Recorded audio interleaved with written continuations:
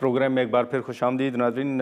इस वक्त हुज़ैफ़ा रहमान साहब हमारे साथ मौजूद हैं, उनसे गुफ्तगू करेंगे। हुज़ैफ़ा साहब, बहुत शुक्रिया वक्त निकालने का। सर, आज 5 फरवरी को जो मकबूजा कश्मीर में इस वक्त इंसानी हकूक़ की खिलाफ वर्जियाँ हैं, उस हवाले से सदर ममलकत, प्राइम मिनिस्टर, इनके बयानात भी सामने आए हैं। लेकिन ओवरऑल आप समझते हैं कि इस वक्त जो बैनुल-अक़वामी सतह पर पाकिस्तान को कामयाबियाँ हासिल हो रही हैं, बोर्ड ऑफ पीस बनाए, तो ये जो कश्मीर का मामला है, ये भी उस बोर्ड ऑफ पीस में रखा जा सकता है या दीगर प्लेटफॉर्म्स पे कि ये मामला भी आगे बढ़ सके और कश्मीरियों को अपने हुकूक मिल सकें अक़वाम मुत्तहिदा की करारदादों के मुताबिक? जी, बहुत शुक्रिया जी गुरबानी साहब। मैं गुज़ारिश करूँगा कि आज का दिन जो है इस चीज़ का मुतकाज़ी नहीं है कि मैं माज़ी की हुकूमतों पे कोई तनकीद करूँ, या कोई से जो जी। है वो सियासी स्कोर सेटल करूँ, कोई पॉइंट स्कोरिंग करूँ, लेकिन कुछ फैक्ट्स आपके सामने रखूँगा।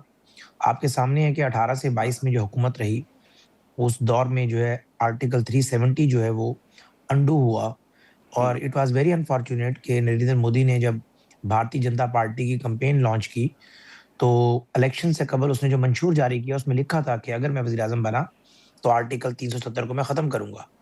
लेकिन यहाँ पर जो उस वक़्त की हुकूमत थी या उस वक़्त के जो फ़ैसला साज़ थे, वो इस चीज़ से गाफ़िल रहे, उन्होंने इस पे फ़ोकस ही नहीं किया कि अगर ये शख़्स वज़ीर-ए-आज़म बन गया, तो वाक़ई ये काम करेगा, इंटरनेशनली प्रेशर हम बिल्ड नहीं कर सके और सफ़ारती लिहाज़ से चीज़ों को मैनेज ठीक नहीं है। कर सके और फिर आपने देखा कि जो 370 आर्टिकल था, वो ख़त्म हुआ और ज़ाहिर है, उसके ऊपर जो हमारा स्टांस होना चाहिए था पूरी दुनिया में, वो उस वक़्त नहीं था। सिर्फ़ हम जो है वो नहीं है। उसको हमने आधे घंटे के एहतजाज से ट्रांसलेट किया और हालाँकि हमारा एक स्टांस है अक़वाम मुत्तहिदा की करारदादों की रोशनी में कि कश्मीर ठीक। Is not a part of India, it is a disputed territory between India and Pakistan ji. और आज भी हम उस पे कायम हैं। हुँ। लेकिन ज़ाहिर है आर्टिकल 370 से जो हमें बैकलैश आया, लेकिन आपने देखा कि 2022 से 2026 के दौरान एक तो आपकी सफारती पॉलिसी काफ़ी मज़बूत हुई, जो अमेरिका सिर्फ़ जो है इस तरह के मामलात में भारत का साथ दिया हुँ। करता था। आज पाकिस्तान के बीजिंग हुँ। हो, वो मास्को हो हाँ। या फिर वाशिंगटन हो, तीनों से अच्छे ताल्लुकात हैं। और आपने देखा कि जो फ़ील्ड मार्शल आसिम मुनीर साहब और शहबाज शरीफ साहब की नीयत की वजह से जो अल्लाह ने इज़्ज़त दी पाकिस्तान को, मई में पहले हुँ। हमने भारत को जवाब दिया, फिर उस जंग का जो नतीजा ठीक है है। वो पाकिस्तान के हक में निकला, हम जीते वो जंग। उसके बाद जो है आपको याद होगा कि हमने हाँ। जो 2-3 मुतालबात अपने रखे थे कि इन पे गुफ्तगू किए बगैर हम और भारत आगे नहीं बढ़ सकते, आगे उसमें नहीं बढ़ कश्मीर सकते। टॉप ऑफ द लिस्ट था। हाँ। और आज तक भारत बिल्कुल उससे टॉप ऑफ द पीछे हटा लिस्ट था है। हुज़ैफ़ा साहब, बिल्कुल अ, आप सही कह रहे हैं। और जो बिल्कुल, आप कह रहे बिल्कुल हैं सही कि कह रहे हैं पीस सर, लेकिन गोल जो अब है, मुझे अभी अंदाज़ा नहीं है, जी। ज़ाहिर है इस पे फॉरेन ऑफिस कमेंट करेगा। लेकिन मैं समझता हूँ कि जी। मैं ये नहीं कह रहा कि हम वो केस जीत गए हैं कश्मीर का, लेकिन जो 4 साल पहले की पोज़ीशन थी, आज जो कश्मीर पे हमारा स्टांस है, वो अल्हम्दुलिल्लाह दोबारा से पहले जैसा मज़बूत है, मुदल्लल है, सफ़ारती लिहाज़ से हम भारत की निस्बत एक मज़बूत ग्राउंड पर खड़े हुए हैं और अल्हम्दुलिल्लाह दुनिया इसको एडमिट कर रही है। और अगर ठीक है। अल्लाह ने चाहा तो इंशाअल्लाह ताला बिल्कुल एडमिट कर रही है आप हुज़ैफ़ा साहब, कश्मीर आप का एक बिल्कुल बेहतरीन हल ठीक कह रहे हैं, देखेंगे। लेकिन लेकिन इस वक़्त एक सूरत-ए-हाल, माज़रत मैं आपकी बात काट रहा हूँ हुज़ैफ़ा साहब, लेकिन इस वक़्त एक चैलेंज जो वफ़ाक़ी हुकूमत के हवाले से आपसे पहले एमल वली ख़ान साहब से गुफ्तगू हो रही थी, जो तीरा के हवाले से उनका ये मुतालबा है कि हुकूमत जो है, वो इन कैमरा इजलास बुलाए या पार्लियामेंट का मुश्तरका इजलास बुलाए और एतमाद में लिया जाए। आप समझते हैं कि एमल साहब का ये मुतालबा दुरुस्त है और हुकूमत इस पर गौर कर सकती है?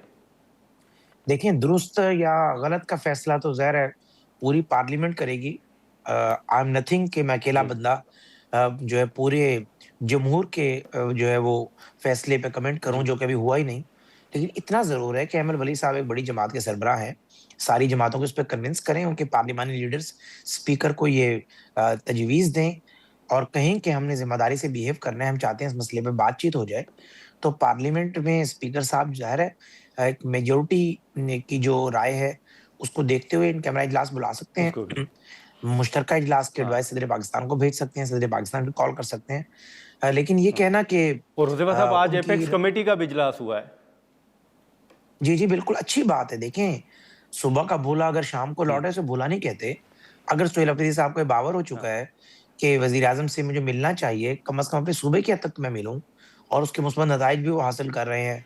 मुज़म्मिल हसन साहब की मीटिंग्स हो रही हैं, उन्हें पैसे भी जो है वो जारी किए जाएँगे और अगर आप एपेक्स कमेटी में ज़ाहिर है फेडरल गवर्नमेंट की नुमाइंदगी भी मौजूद थी और ये जो चीफ हुँ। सेक्रेटरी, आईजी फेडरल गवर्नमेंट के नुमाइंदे होते हैं और इसी तरीके से अगर आप देखें और कमांडर साहब भी मौजूद थे, सारे स्टेक होल्डर अगर एक मेज पर बैठे हैं तो अच्छी बात है। देखिए हम देहाती लोग हैं, पंचायती लोग हैं, कत्ल का फैसला भी मेज पे होता है। यहाँ तो एक ऑपरेशन या ऑपरेशन के बाद के जो मुहर्रिकात हैं जी, उसका फैसला होना है।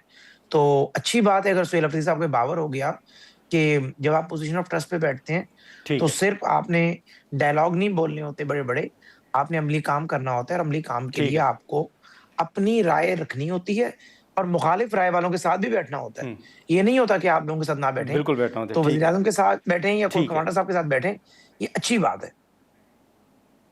चलें, ठीक है। हुज़ैफ़ा साहब बहुत शुक्रिया सर वक्त निकालने का, thank you so much. Nazir फ़ारेमान साहब की गुफ्तगू आपने सुनी।